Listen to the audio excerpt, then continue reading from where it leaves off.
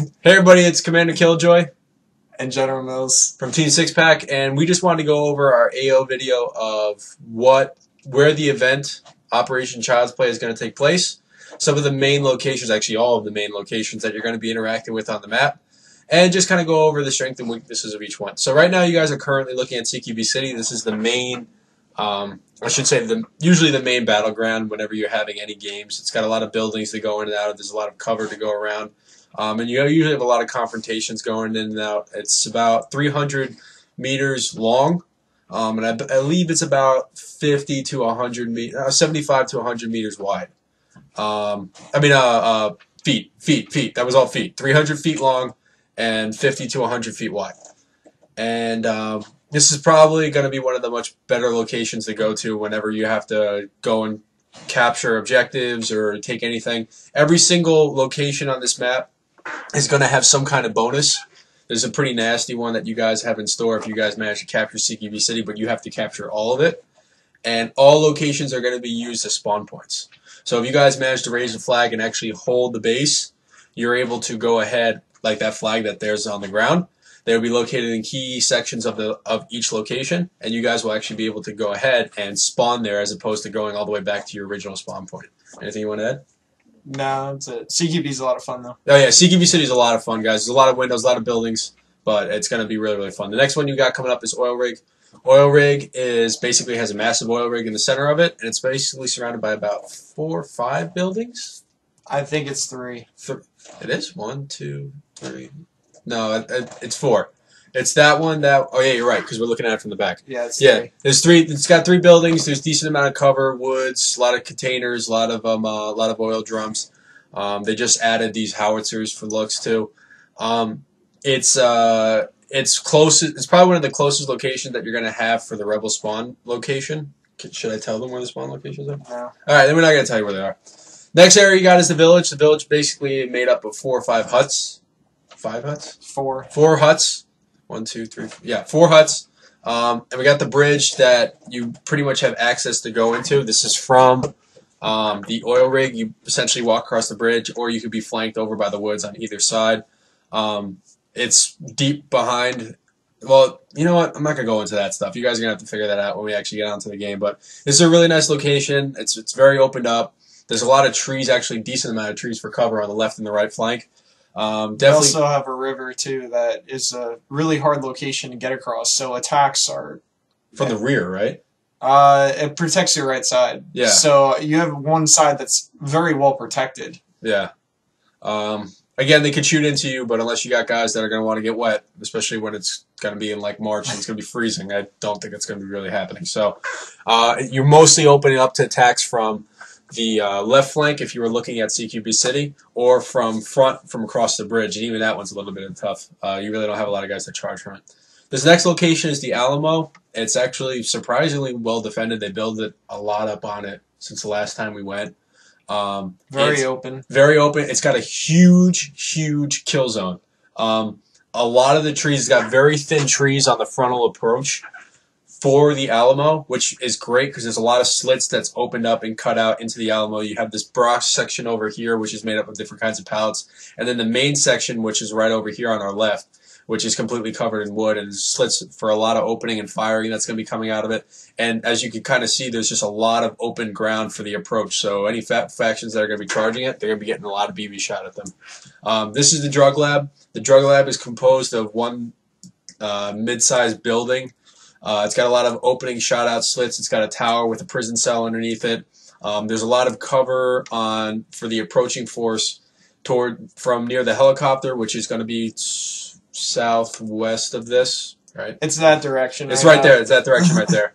There's a decent amount of cover. There's some really big, thick trees and brushes, which will really cover your approach. And there's a rock wall along the left side of this, where this camera's pointed right now, that has a decent amount of cover as well. And a lot of thick trees for covering the approach of the attacks on the right flank. There's 2 entry points into this main building. You have the main door, which is right over there, which we're going to go into. Which General Mills is going to go into. And then you have the back out prone cutout in the back of the building. It's kind of like an escape door. Yeah, pretty much, without an actual door. So just remember, BBs are going to be shot in this, so be careful. But there's a lot of shootout slits. There's a hidden little yeah closet there. What's a great thing about this as well that I really like about the drug lab is there's a lot of corners and stuff. So if people are chucking grenades in there, you have a decent amount of cover to hide behind, so you don't get killed. Here, go over the helicopter. This is the helicopter. Directly behind us is the drug lab. It's very open. There's a big down tree right there. I mean, basically, you have a pretty decent-sized kill radius from the far side pointing towards drug lab, but from behind you have this huge tree right here, which that provides a lot of cover for either defending or attacking. Yeah. Oh, and there's a hill. If you guys didn't see in that last frame shot, that was CQB City. It is within range of airsoft guns, so you're going to be getting shot at a downward angle. So there are advantages. You're fighting uphill. You're fighting uphill. So there's advantages and disadvantages. The advantages, there's a big, huge kill radius all around you, and there's decent cover, but you will be getting shot at from a lot of different places. It's kind of in the middle of everything. This is the UN building. This is equivalent to the drug lab, except it doesn't come with a tower. This is on the northern side of the field. If you were actually to look, if you were going down the tower from the drug lab and you look straight ahead, this is where the UN is. It's got a lot more rooms though. Yeah, it's got a lot more rooms. It's got a lot more cover, but you also got to remember it doesn't have like this. This is just it. Like there's no, there's like another shed that's right over there that you guys can see in the camera angle in front of us. And there's a couple pallets that are all kind of surrounding the location, but that's pretty much it.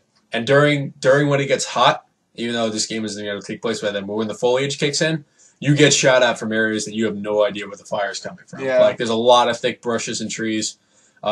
Thankfully, because it's wintertime right now, and by the time the game is we have the game, you're not going to see a lot of it. But there's definitely going to be a lot more open areas to shoot at. This is the comm site. It's really simple. This is it. It's got a couple pallets to hide behind, and it's got a small little shack building. That's it. This next one is the castle. Castle is actually pretty cool. The biggest downside to the castle is there's only one way in and one way out, but it's up on top of a hill. It's in the far corner of the map. It's in the far corner of the map. It actually has a tower to allow you to shoot over the wall. It's actually surprisingly roomy. And there's a nice amount of slits that I actually like how they put them out vertically, so you don't have to worry about a lot of incoming fire coming into the place. But you're probably going to get one of the best defensible positions from here. Downside, again, is the fact that, there's no getting out. So it's either you hold out until reinforcements come, or that's it. There's no way of getting out. Anybody who covers the door, you're done. But the benefit that you're going to get, besides these big, huge walls, is this. You get a fantastic view of all the attacking forces that are coming after you. For the attacking forces, just a heads up, there's a lot of tree cover. There's a lot of thick tree cover on the approach. So that's it. Yeah, guys, so that's basically it. That's all the main locations that you're going to be dealing with on the map. It's about 100 acres, and we are going to put a link in the description that's going to give you access to the map. It's on Zulu's main homepage, and you'll get a better idea of what everything looks and all the placements for everything. I strongly advise everybody, we are going to be printing out copies of the map, but we are not going to be printing out 300 copies of the map.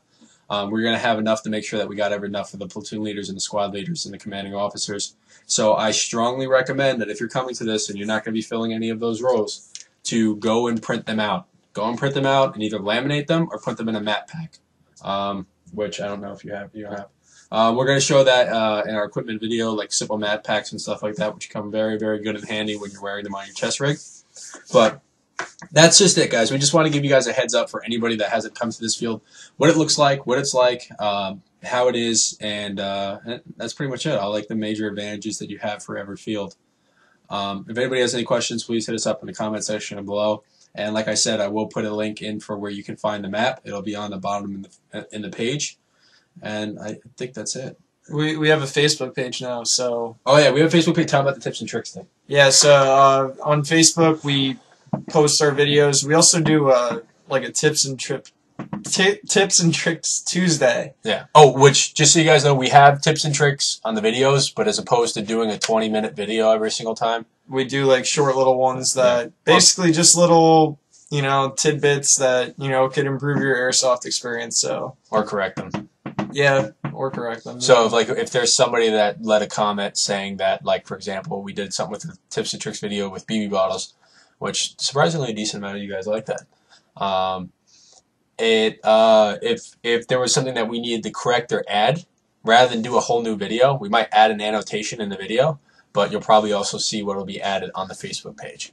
This way we don't have to do a video every single time because that video literally took 3 months to make. Yeah, it took a long time. And it wasn't obviously due to its our production budget because it was terrible, but it was just because it took forever to get everybody together to do it. It's funny because you see it's bright summer like weather outside, and then you see a Christmas tree in the corner, so that gives you an indication of how far off it took. But yeah, this is awesome. General Mills is usually we keep it on the page every Tuesday. Is going to be another tip, and yeah, I try to make it funny. Yeah, I try. Tries very hard. But yeah, anything else? Is that it? That's it. All right, that's it, guys. So as always, drop your mags, clear barrels, and we'll see you next time on the field.